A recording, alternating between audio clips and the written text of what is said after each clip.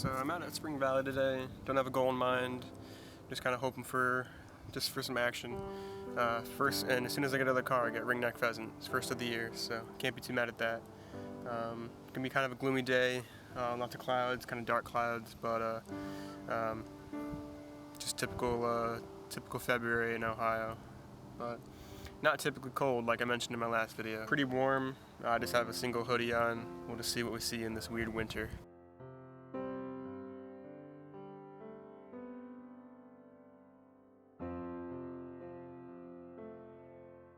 So I don't have that much experience with pheasants. I'm not a hunter, despite the camouflage getup that I've been wearing the past year or so. There's just not many game birds in my area, unfortunately, so I just don't really have too much experience with their behavior or whatever, but 2 pheasants is awesome.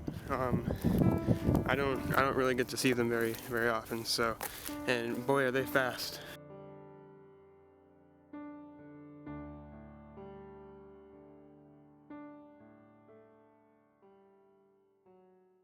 Well, hello, welcome to Ohio. And this is where I saw the pheasants fly into. They are running, vocalizing, the whole kit and caboodle. It's a pretty neat experience. Didn't really expect them to be in this little patch of corn. Just goes to show how much I know about pheasants.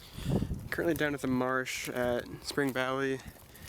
One of my favorite places, although it has definitely gone downhill in recent time. At least the quality of the habitat. Right now is one of the best times to see swamp sparrow.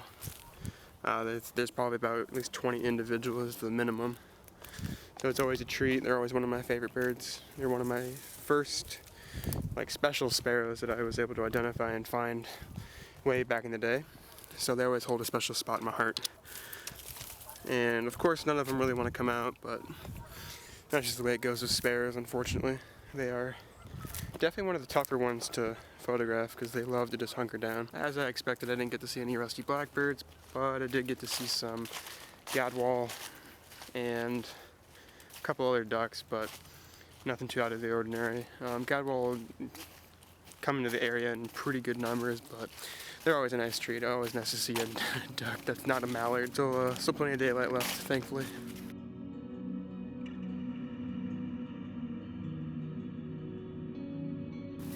And sadly dipped on the pheasants on my way back to my car. From what I can tell now is that they can definitely cover some ground for sure, even without flying. Just lucky to find them in the first spot. Especially had some footage to share with everyone.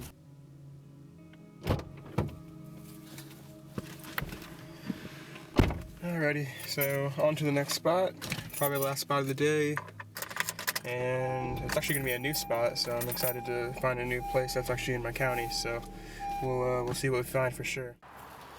So arrive at this new park, and first impression is that it's tiny as can be, but that doesn't mean it's necessarily a bad thing. First bird I heard was a pileated woodpecker, so that's a good sign. It's nestled right next to the Little Miami, so we've got a pretty good view of the river right here.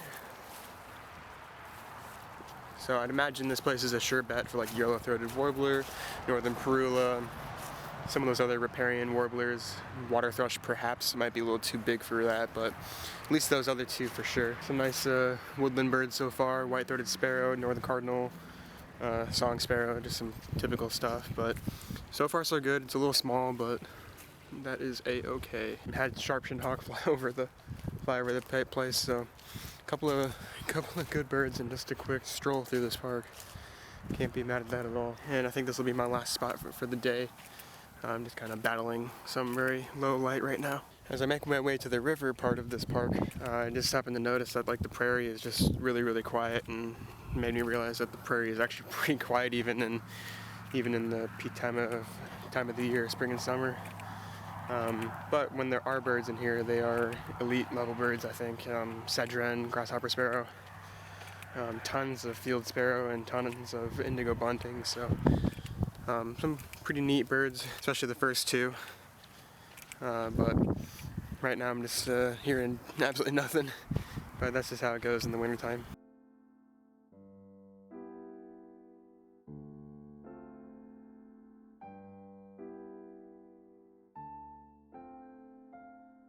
So I'm afraid that's going to do it for today. Fortunately, the slump of no photos continues, and the weight of this monkey is definitely getting a little unbearable on my back. So hopefully come into some luck soon.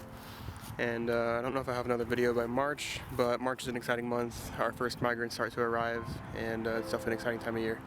So we'll see you then.